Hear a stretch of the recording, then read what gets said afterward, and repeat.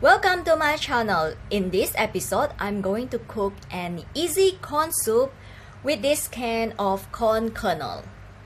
Let's get cooking.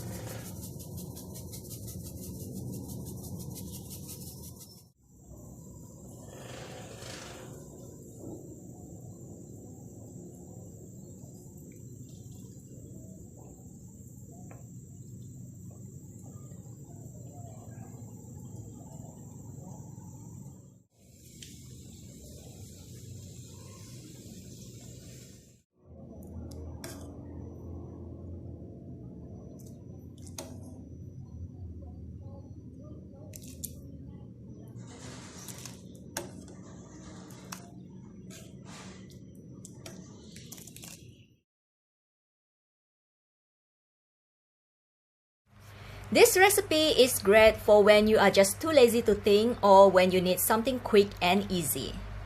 Hope that you enjoyed this episode.